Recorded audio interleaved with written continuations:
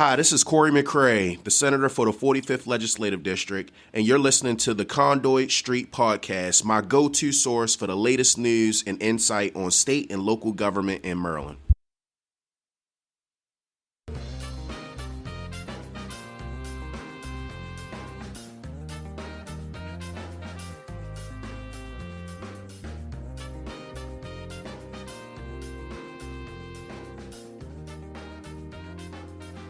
Hello and welcome to the Conduit Street Podcast.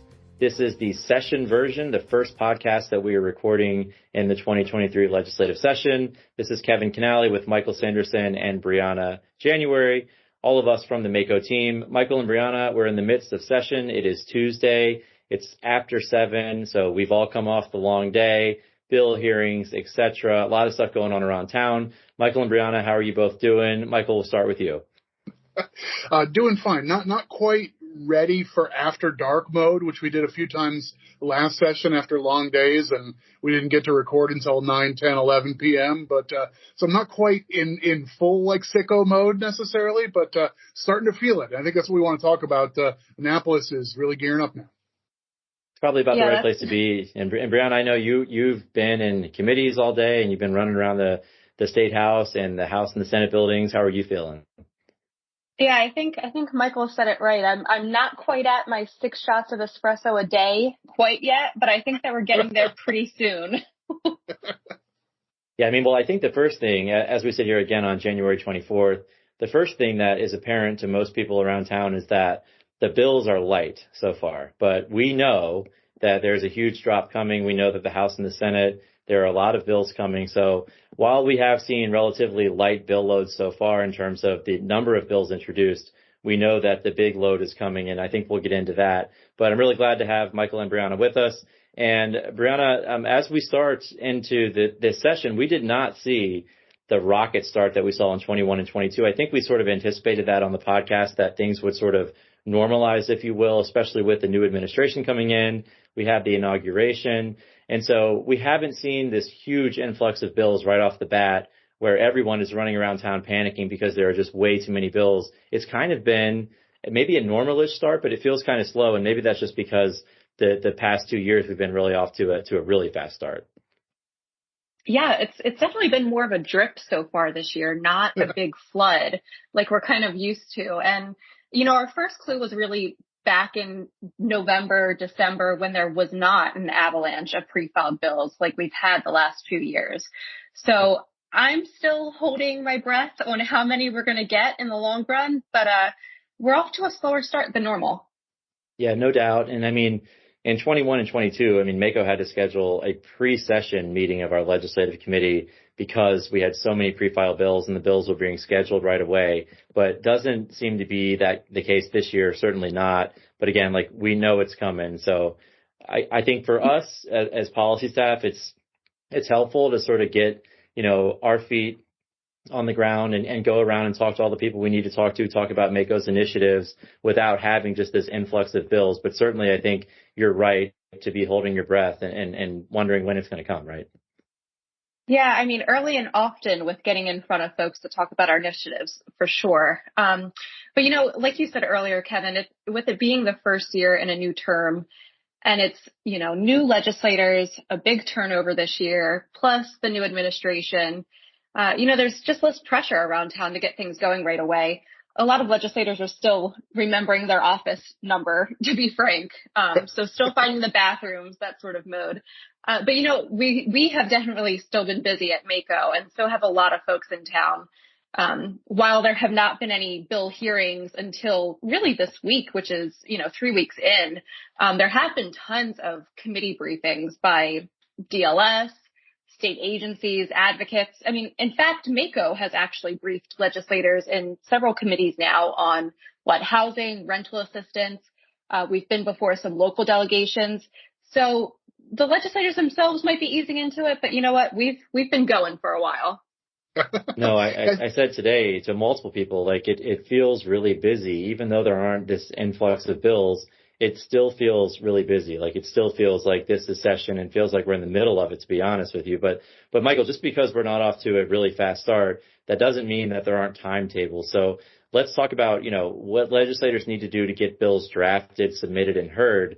There was a deadline there, and it has passed at this point. Right. So there's a few steps in this process that matter.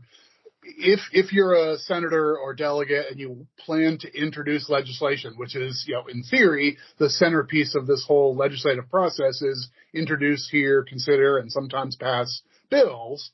So there are a few different timetables for that. One of them is, this is pure inside baseball stuff, but there's a term around town that the guarantee date, meaning if you're a senator or a delegate and you're thinking about doing a bill, there's a staff of professionals who actually draft bills for you.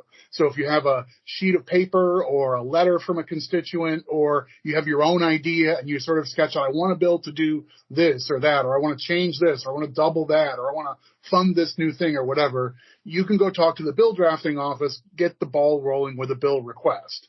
And the guarantee date was just this last Friday on January 20th, effectively saying by the 10th day of session, if you get your submission into the bill drafting office, you're effectively guaranteed that you'll have a workable bill back in your hands in time to drop on time with the later deadlines, the submission deadlines that matter for both the House and the Senate. So that was a first hump. That doesn't necessarily mean that if something comes in this week or even later, it can't get heard. But if you had an idea back in November, December, it behooves you to have the ball rolling by now. Yeah, for sure. And I'll tell you, man, those bill drafters and the amendment writers, they're the real heroes during session for sure. But then after your guarantee date, right? So the date by which you have your bill drafted, as you just described, Michael, then there's the filing date, which is completely separate. So that deadline basically is just by the date by which you have to have your bill formally introduced by your House or the Senate in order for it to get an actual hearing, a guaranteed hearing, I should say, in its relevant committee instead of going to the Rules Committee, which we can chat about later. But so this year we have February 6th in the Senate and then February 9th in the House. They give their folks a couple of extra days. So about 2 weeks from now is when all bills have to be introduced to be able to get those hearings. Yeah, and so we expect there to be an influx, the remainder of this week and the next week. I think we'll see a lot of bills drop. And, just to build off of what you said, Brianna, the bill drafters, all the people that work at DLS, like anyone listening to this, if you've been to Annapolis, you've noticed a crater in the ground where their office building used to be. So where all these people used to work, there's literally a hole in the ground. They're redoing the building.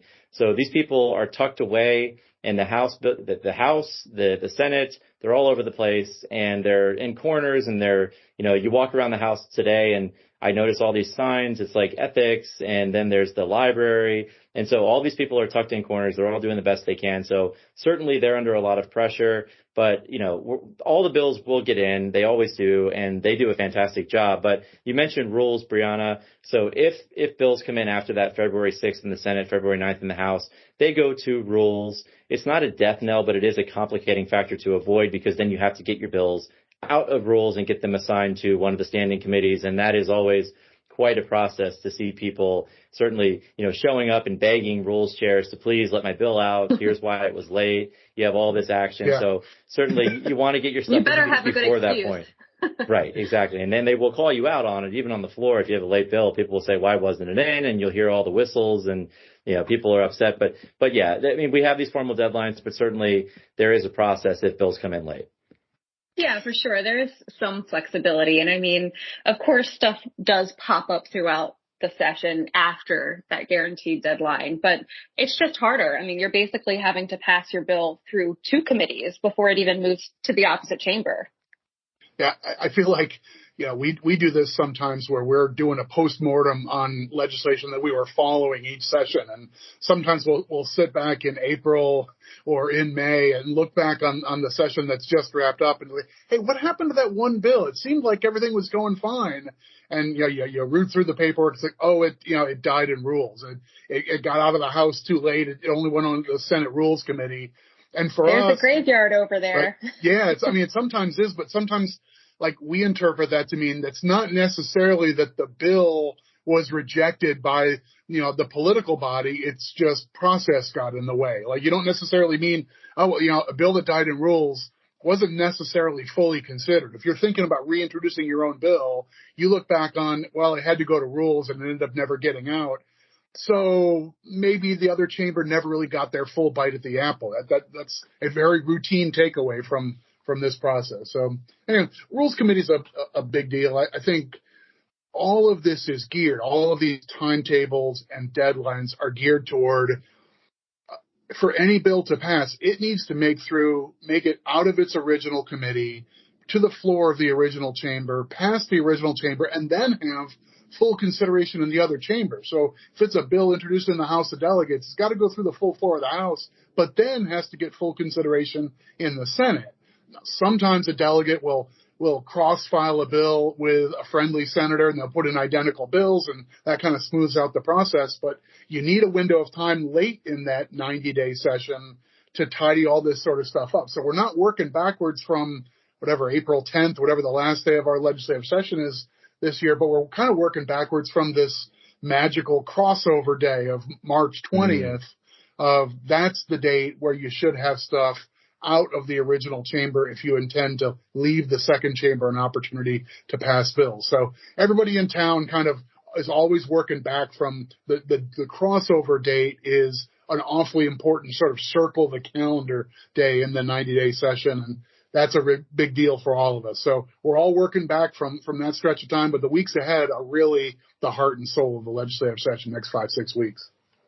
Yeah, no doubt about it. And we do at this point have the governor's budget. We got that last Friday. But as of today on Tuesday, we don't have administration bills. I think we'll start to see those maybe end of this week and into next week. But, I guess everything we've just talked about, maybe you just throw that out of the window with administration bills. I mean, what's the consensus here on this podcast? Yeah, I mean, I'd agree with that. Technically, the Senate did have a January 24th deadline. So technically the administration's bills may go to rules, but since, they're coming from the administration, it's likely no big deal to get them moving. Yeah. I highly, highly doubt that they're going to die in that graveyard over in rules. Right. Well, I mean, it's just a weird calendar, this setup. I mean, I guess it makes some sense that it comes together this way, but when there's a change of administration and an incoming governor being sworn in the second or third week of January, and then literally, it's like 2 days between the swearing in of the governor and the deadline to introduce the next year's budget. So, I mean, it's not like, Governor Moore and his team started working on that budget on Wednesday after the swearing in. Obviously, they had some time to lead up to that, but it's just a peculiar timetable. So we'll see administration bills before too long. They'll probably have a number of initiatives, maybe not a full complement necessarily after, only winning an election just several weeks ago. So, but I think, there's no reason to think that the Senate is going to hold firm to these procedural rules. So, yeah, they'll get a pass on that front. They'll want to work together, a little honeymoon period, right? That's fine. Yeah, absolutely. And, because you mentioned the swearing in, I have to go there. There were so many people in town that day that I didn't even attempt it. I didn't drive in. Oh, geez. Yeah. It was crazy, and just the energy, I'm sure, was incredible. But I will say that I did have some FOMO when I saw that Oprah, of all people, was there. And, it might have been worth attempting to park in downtown Annapolis just for her, but next time.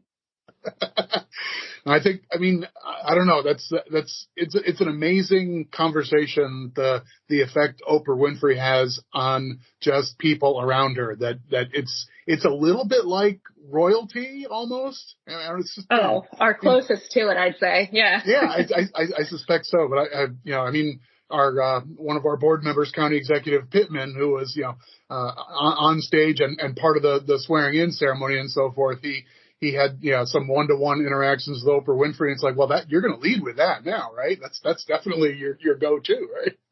No doubt.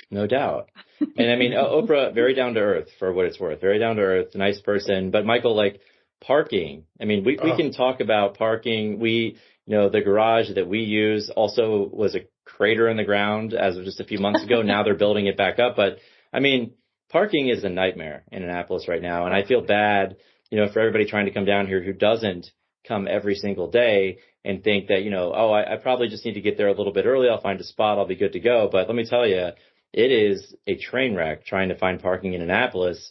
And it's just a nightmare. I don't know what else to say about it, Michael. It's for the greater good. I mean, the plan in downtown Annapolis is to try and build some more secure and more relevant parking downtown. And in the space of another year and a half or so, that should be the case. So we'll all benefit from that. We're just in growing pains at the moment. But it's going to be tough for this session, and I think maybe the smart bet is for next session as well.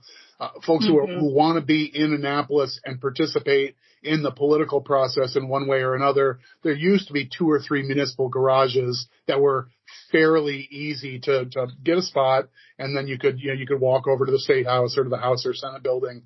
A little less of that available, and maybe a little more draw into town. I mean, setting aside last Wednesday with the whole inauguration and thousands of people, but there are scores and scores of people who want to be in Annapolis on a random Tuesday to come in and testify on one bill or to meet with legislators, or you bring a class trip to town. All that kind of stuff does go on.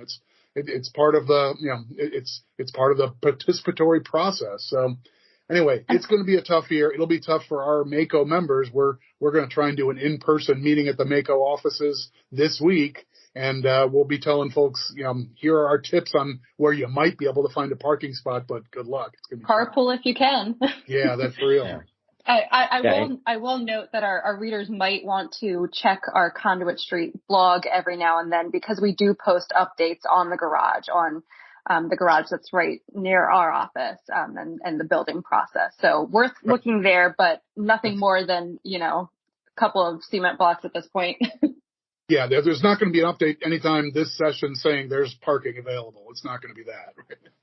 Yeah. And we always forget about like the normal people who aren't mixed up in this madness, who aren't coming to town to testify on a bill. Like there are normal people that want to come to town to have lunch or just to go and be by the waterfront and hang out. And, unfortunately they've shown up at the wrong time because it's session and it's a madhouse. But, we will say stay tuned to see the governor's legislative package. It might be out by the time this podcast airs on Friday, maybe a little bit later, but certainly there are some clues in the budget that we've seen so far, including we know the governor wants to do a $15 minimum wage. He's put some money in the budget to do that. So if you leaf through the budget, and we do have some coverage, some preliminary coverage on the Conduit Street blog, we'll link that here in the show notes. But if you leaf through it, I think there are some pretty good indicators on what Governor Moore wants to do. We've heard a lot of his priorities on the campaign trail, and now that'll all come to fruition. But the budget does certainly give some good indicators in terms of what that legislative package may look like. Certainly, I think we don't know all of it, but I think, again, we do have some pretty good clues. Yeah, and certainly on the budget, I think it's possible that this year we will see several supplemental budgets as add-ons from the new administration. So even more to come. No doubt about it. So I think we will certainly see some supplementals come in. Of course, there's also a capital budget process, and I think there'll be a lot of action on the capital side. But let's shift a little bit in terms of what else is noteworthy here early in session. Brianna, I'll go to you. What is your most noteworthy item as we kick off the 2023 session in your mind? Oh, good question. Well, just today, actually, the House adopted new rules for delegates to offer budget amendments under their expanded budgetary authority that we were talking about earlier. So that's pretty big. We'll see what the Senate does, but I would assume it'd be, pretty much the same set of rules. Yeah, and we've certainly gotten into that. And, if our listeners are loyal, they've heard us talk about the new process for this year. There's limited ability for the legislature to add to the 2024 budget. There's a new process that's never existed before. Before this year, Maryland's governor was the most powerful in the nation when it came to setting the budget and setting priorities. But now there is this new process that voters approved back in 2020. So the legislature does have new ability to influence the budget and add to it instead of just being able to cut. So they can move things around, they can add. But Michael, I mean, in terms of this year and with this new administration, it seems like a lot of leadership in the House and the Senate and in the administration are lockstep on their priorities. So, I mean, in terms of, what we may see for that this year, I mean, what do you think in terms of what the General Assembly will need to do to put their stamp on the operating budget, at least? Yeah.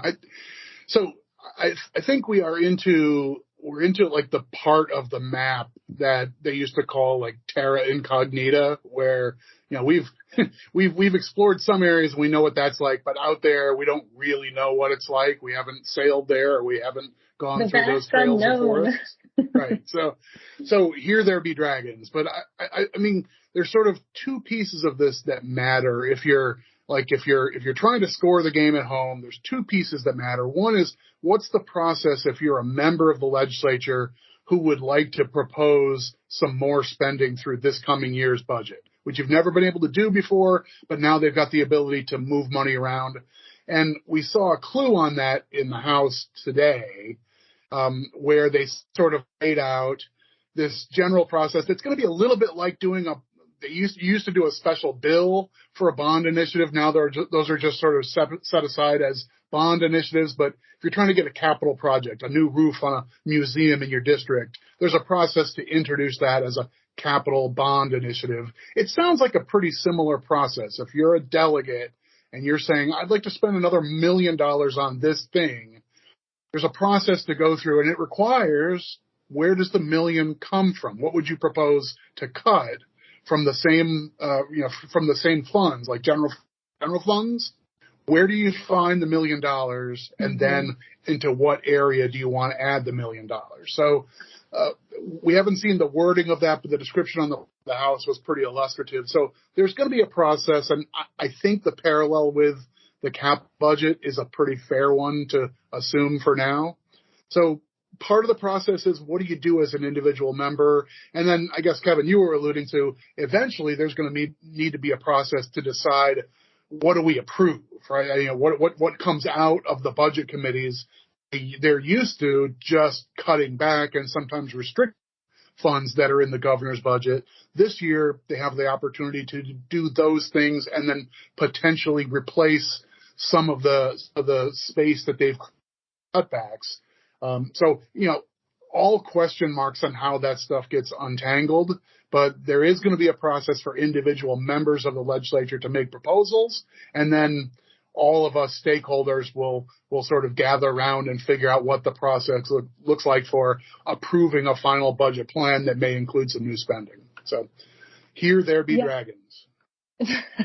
That's right. And it's really interesting that legislators will have to find a budget cut to offer if they're offering an amendment to spend new money. And I think that that's probably going to be the most challenging aspect of this new process for them individually and as a body. It's always hard to cut for sure, especially if it's things that, important programs and initiatives that Marylanders are used to. Yeah, who knows? I mean, maybe we'll look back on this come April or May and we'll laugh at how naive we were. Oh, it's going to be tough to find the cut to go along with the spending program. They do it in an hour. Right? Maybe that won't be difficult at all. Or maybe everybody will have the same $10 million cut and 40 different ideas for how to spend the $10 million. Like, all that's possible. But I think the process, at least, it fits with the new authority that voters approved in a constitutional amendment, that you can replace money.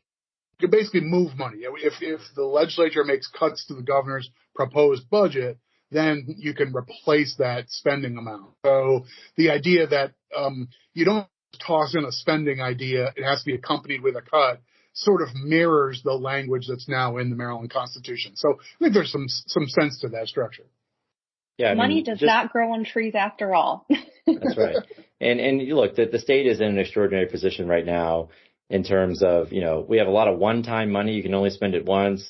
We don't know what the economy really is. There's federal money that is here, for a few years for, a lot of capital projects and transportation and infrastructure. So everybody can look at the bottom line and think that the state is flush with cash. I think the administration has done a good job sort of tamping that down and making sure that people understand, look, this is not forever. We're in an extraordinary circumstance right now, but, this surplus doesn't last forever. We need to be very strategic. And I think what the General Assembly is doing is sort of jumping on board with that and saying, look, if you want to do this, if you want to add, you need to find a place to cut. And I think they're sort of setting the tone in terms of, this is not a free-for-all. We don't have all this cash. It's not forever. So especially if you want to do something that is a long-term spending priority that is going to cost money every single year, you're certainly going to need to find something to cut to make up for that. So I think both the administration and the General Assembly are trying to send a message here that, you can look at the bottom line again and think that the state is doing really, really well and this is going to last forever and it's a free-for-all. But I think that both the administration and the General Assembly are trying to send that message that, hey, we're not going to be irresponsible. We're going to be strategic. And if you do want to add things to the budget, we've never done this before. We've never had this authority, but here's what we're going to do. We're going to be responsible about it. So I think that's a good thing generally, in terms of the way I look at it. Because nobody knows how this is going to work, but certainly they had to come up with some sort of solution and formula here for how this will work. So just another change and something, that one of the biggest changes that we've ever seen. Of course, more changes even to that, right? Right. And I guess I might add, we might not know the full extent to how this process is really going to work, even at the end of this year's session. That it might be that this year's budget is relatively smooth and relatively straightforward.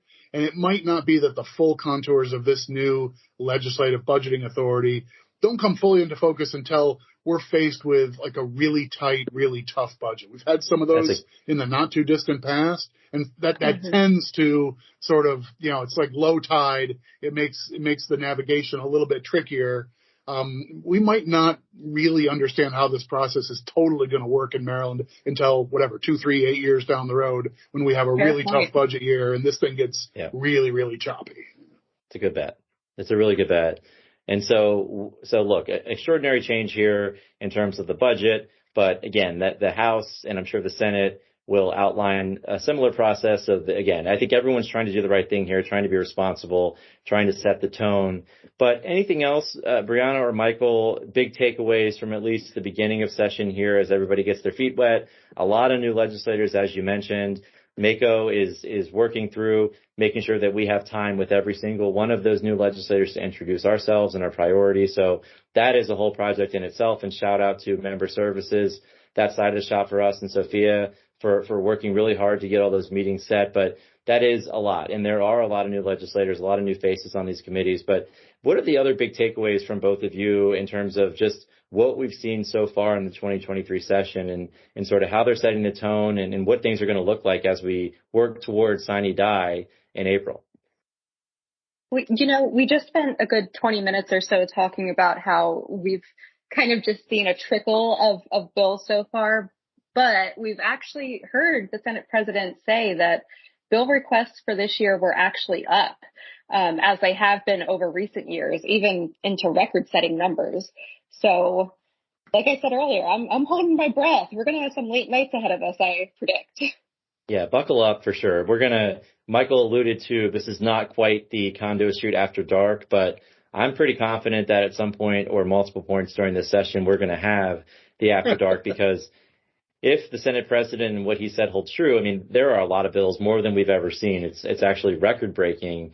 And, in the first year of a new term, I didn't necessarily expect that, but I guess we're going to see it. So Conduit Street After Dark, definitely going to happen. I'd bet money on it. Buckle up, everybody. It's going to be a long and a lot of bills to read for the MAKO staff, and that does go well into the evening. So I think you're going to get Michael Sanderson on Conduit Street After Dark. We're going to get him unedited, unfiltered. We're going to have to put the special, not safe for work tag on the podcast, and Michael's just going to go bananas. So everybody listen to that, and hopefully we can get some people to subscribe just because of what I just said, because everybody wants to hear that. That's right. Don't get behind the wheel, but maybe get behind the microphone. It's okay. Yeah, we'll take it. So Michael, I'm assuming you're just going to, I know you always have vacations scheduled during session, and you're probably going to go to Guam. I mean, I know that's on your bucket list. You and I talked about that briefly, but listen, we're going to have a lot of bills, so we're probably going to need you to stick around town. All right. Well, I'll start canceling plans. If we're going to have 3,000 bills this year, and I think I think that's where I'd set the over-under, maybe 3,000 bills for this session. And that is bananas, right? So wild. Yeah. So yeah, well, we'll stick around. We'll do it together. It'll be all right. If you're canceling your vacation plans, I'm going to slowly start increasing my daily intake of espresso because I'm going to need it at 3,000 bills. You should bump that up, Brianna. You should start bumping it up now and use your way in. Yeah. Yes. And if Michael has to cancel his Valentine's vacation to Guam, so be it. You're going to have to bite the bullet, Michael. Again, Michael's never on vacation during session, but he was, I think, planning to go to Guam for Valentine's. Maybe not, Michael. That's the rumor around town. Maybe you can confirm or deny, but you're going to have to go ahead and cancel that. I heard it too. Yeah. Well, I'm staying put now, so it's all good. It's all good. I love you all dearly. We'll spend a Valentine's Day and in the finance committee until the wee hours. It's fine. So literally. So JPR, actually. That's what my JPR after dark, right? Yes. Even better. What I always dreamed about. So romantic to be sitting in a committee. It's 90 degrees always in those committee rooms for whatever reason. It's always hot over there. So I wish they turn on, they got to do something about that. But anyway, we're going to probably go ahead and close out pretty soon. Any final thoughts from you, Michael or Brianna, before we close this out? We will be here again throughout the session, bringing you the latest and greatest, in terms of what the legislature's up to and in terms of county government issues and what we're testifying on and what we're advocating for. But any closing thoughts here on January 24th as we just kick this thing off and get into high year in this session? Yeah, it's a pleasure to do so on behalf of counties and local governments. And I think Buckle Up really says it all. Yeah, that's about it. I mean, I want to be, we still have multiple things to worry about on the public health front, and people need to be smart and safe. But having this process become incrementally more back to normal, face to face, be in the room to deliver testimony and so forth. When we can make that happen safely and wisely, I think it results in a better product. And I'm happy to see things moving in that direction. And hopefully everybody will continue to be smart about it. Yep. And, I can tell you people are being smart. I've testified in the Senate and the House in person. It's a little bit weird getting back into it, but, the committees are working through some technology challenges. We've talked before about this new process for testimony where you have people in the room, but they also have the virtual testimony available. I know multiple committees on day one of testimony dealt with failures in that technology, and that was sort of a mess. But I think they're getting it ironed out. Things are going to work well. Everybody has a good attitude, and I do think people are being smart. They're being safe, and nobody wants to see this session shut down or at all affected by some public health issue. So people need to be smart, certainly, and we're talking a lot about getting back into the normalcy of things. But of course, I think that's still top of mind for most people here in town is to be safe and to make sure that people are taking care of themselves. So I think that's my big takeaway so far. I've been happy to see that everybody's on board in terms of, respecting people's personal space and respecting masks as people want to wear them. And, everybody's all over the place. But in terms of feeling safe, I certainly have felt safe and comfortable so far. So shout out to legislative leadership and the General Assembly for figuring this out and making it work. And hopefully we see this continue throughout the session. All right. So we will leave it there for today. As always, if you enjoy the podcast, please go ahead and subscribe. That way, all of these episodes will be sent directly to the device of your choice, including the After Dark content, which is yet to come. As always, you can follow us on social media, Facebook, Twitter, and of course, the Conduit Street blog. But for Brianna January and Michael Sanderson, this is Kevin Kinnally signing off, and we will talk to you soon.